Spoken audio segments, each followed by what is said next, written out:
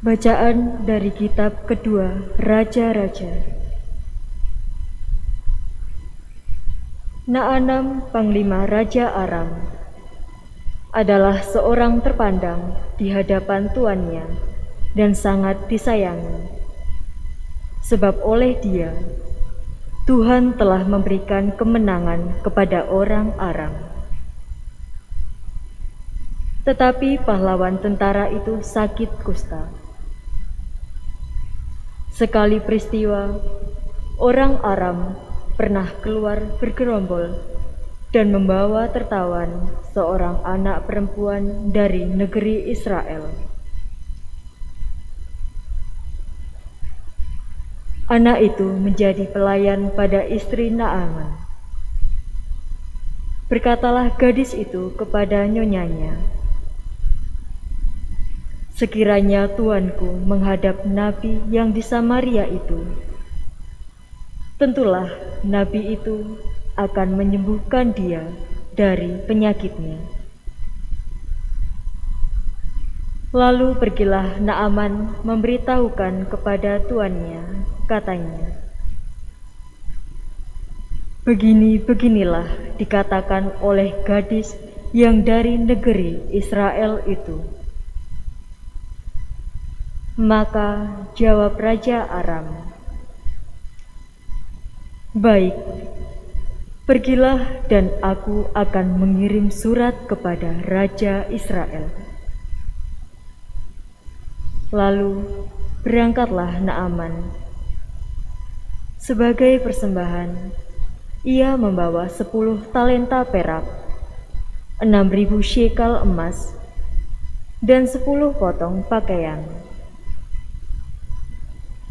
Ia menyampaikan surat Raja Aram itu kepada Raja Israel yang berbunyi, "Sesampainya surat ini kepadamu, maklumlah kiranya bahwa aku menyuruh kepadamu Naaman pegawaiku, supaya engkau menyembuhkan dia dari penyakit kustanya." Segera sesudah Raja Israel membaca surat itu, dikoyakkanlah pakaiannya serta berkata, "Allahkah aku ini yang dapat mematikan dan menghidupkan, sehingga orang ini mengirim pesan kepadaku supaya kusembuhkan seorang dari penyakit kustanya?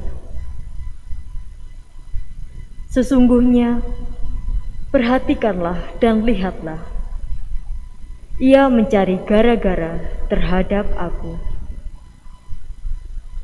Segera sesudah didengar oleh Elisa, abdi Allah itu, bahwa Raja Israel mengoyakkan pakaiannya, dikirimnyalah pesan kepada raja, bunyinya, "Mengapa engkau mengoyakkan pakaianmu? Biarlah orang itu datang kepadaku, supaya ia tahu bahwa ada seorang nabi di Israel." Kemudian datanglah Naaman dengan kuda dan keretanya, lalu berhenti di depan pintu rumah Elisa. Elisa menyuruh seorang suruhan kepadanya mengatakan, "Pergilah mandi 7 kali di dalam sungai Yordan, maka tubuhmu akan pulih kembali, sehingga engkau menjadi tahir." Tetapi pergilah Naaman dengan gusar sambil berkata, "Aku sangka setidak-tidaknya ia datang keluar dan berdiri memanggil nama Tuhan Allahnya, lalu menggerak-gerakkan tangannya di atas tempat penyakit itu, dan dengan demikian menyembuhkan penyakit kustaku." Bukankah Abana dan Parpar, sungai-sungai Damsyik, lebih baik dari segala sungai di Israel? Bukankah aku dapat mandi di sana dan menjadi tahir? Kemudian berpalinglah ia dan pergi dengan panas hati. Tetapi pegawai-pegawainya datang mendekat serta berkata kepadanya, "Bapak, seandainya nabi itu menyuruh perkara yang sukar kepadamu, bukankah Bapak akan melakukannya? Apalagi sekarang, ia hanya berkata kepadamu, 'Mandilah, dan engkau akan menjadi tahir.'"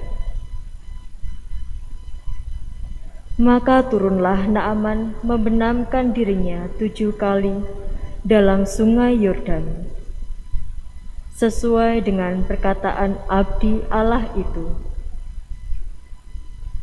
Lalu pulihlah tubuhnya kembali seperti tubuh seorang anak, dan ia menjadi tahir. Kemudian kembalilah Naaman dengan seluruh pasukannya kepada abdi Allah itu. Sesampainya di sana, majulah ia ke depan Elisa dan berkata, "Sekarang aku tahu bahwa di seluruh bumi tidak ada Allah kecuali di Israel. Karena itu, terimalah kiranya suatu pemberian dari hamba ini." Demikianlah sabda Tuhan. Mazmur tanggapan. Jiwaku haus akan Allah yang hidup. Bilakah aku boleh datang melihat Allah? Jiwaku haus akan Allah yang hidup. Bilakah aku boleh datang melihat Allah? Seperti rusa yang merindukan sungai berair, demikianlah jiwaku merindukan Engkau, ya Allah. Akan Allah yang hidup, bilakah aku boleh datang melihat Allah? Jiwaku haus akan Allah yang hidup. Bilakah aku boleh datang melihat Allah? Jiwaku haus akan Allah yang hidup. Bilakah aku boleh datang melihat Allah? Terpujilah Kristus Tuhan, Raja mulia dan kekal. Terpujilah Kristus Tuhan, Raja mulia dan kekal. Aku menanti-nantikan Tuhan dan mengharapkan firman-Nya.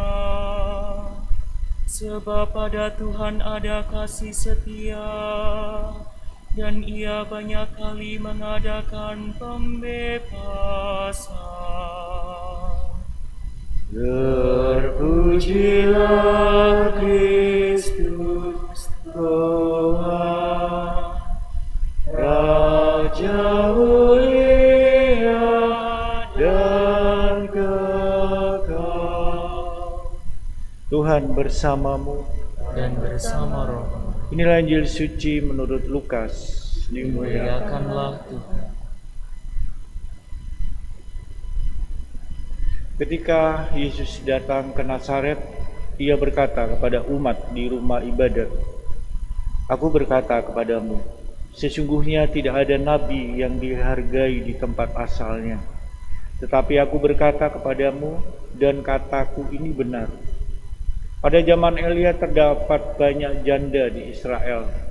ketika langit tertutup selama 3 tahun 6 bulan, dan ketika bahaya kelaparan yang hebat menimpa seluruh negeri.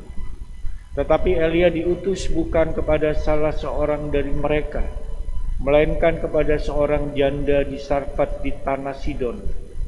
Dan pada zaman Nabi Elisa, banyak orang kusta di Israel, tetapi tidak ada seorang pun dari mereka yang ditahirkan, selain daripada Naaman orang Syria itu. Mendengar itu sangat marahlah semua orang yang di rumah ibadat itu. Mereka bingung, lalu menghalau Yesus keluar kota dan membawa dia ke tebing gunung tempat kota itu terletak untuk melemparkan dia dari tebing itu. Tetapi Yesus berjalan lewat dari tengah-tengah mereka lalu pergi. Demikianlah sabda Tuhan. Terpujilah Kristus. Mengapa orang Nazaret ini menolak Yesus? Lukas menjelaskan, yang pertama, mereka orang Nazaret menolak Yesus karena kesombongannya. Kita pun juga mudah terpukau oleh orang asing, pendatang baru. Tetapi dengan sengit kita menolak apabila salah seorang dari kita ini bisa tampil sebagai seorang guru. Lalu kedua, karena sifat lebih mementingkan diri mereka sendiri. Mereka tidak setuju kalau berkat Allah itu dibagi-bagi dengan orang lain. Maka Yesus mengingatkan mereka bahwa nabi-nabi zaman dulu itu tidak membatasi perhatian mereka pada orang-orang sebangsa, komunitas maupun kelompok-kelompok.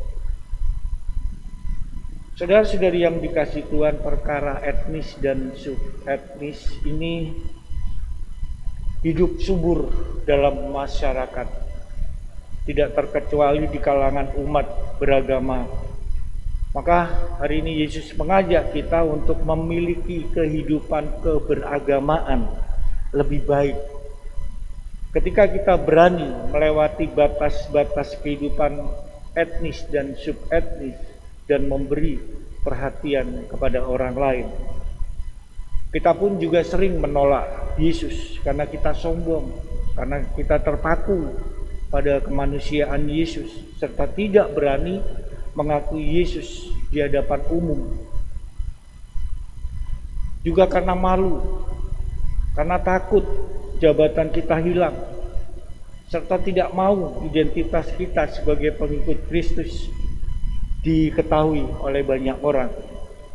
Kita juga sering egois, tidak mau kalah kalau rahmat dan berkat Tuhan itu dicurahkan bagi orang lain selain diri kita.